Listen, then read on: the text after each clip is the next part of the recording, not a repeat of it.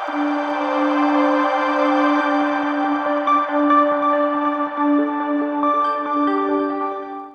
Sri Sundari, guru fisika dari SMA Negeri 1 Banguntapan. Saya tergabung dalam MGMP Fisika Kabupaten Bantul. Saya berterima kasih kepada BBGTK yang telah memberikan pelatihan di modul Sains dan yang jelas itu membuka wawasan saya terutama dalam penggunaan kecerdasan artifisial. Salah satu hal yang menjadi catatan saya adalah terutama di dalam pembuatan media itu menjadi sangat terbantu. Tetapi kita sebagai guru harus mengetahui bahwa ini adalah pendukung. Jadi kita sendiri yang harus memanfaatkannya dengan sebaik-baiknya. Nah, masukan untuk Sains 3 itu adalah untuk terutama dalam mungkin warna bisa dibuat lebih cerah. Itu yang dapat kami sampaikan. Sekali lagi terima kasih dan selamat untuk penggunaan e-modul Sains 3.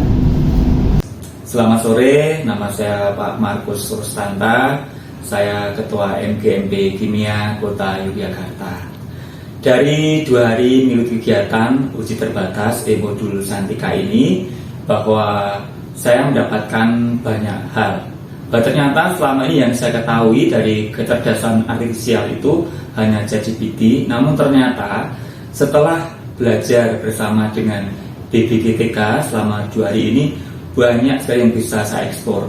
Nah, dari situ saya akan berusaha untuk menerapkan kecerdasan artifisial ini di dalam proses belajar kimia yang ada di sekolah, sehingga nantinya siswa tidak akan bosan ketika belajar kimia. Nah, harapan saya untuk BBGTK bahwa hal ini akan terus dikembangkan, kemudian ditularkan pada kami, para guru, utamanya guru kimia, sehingga nanti bisa diterapkan di sekolah masing-masing, yang nantinya tentu akan membawa dampak positif bagi siswa yang biasanya ketika belajar kimia itu bosan.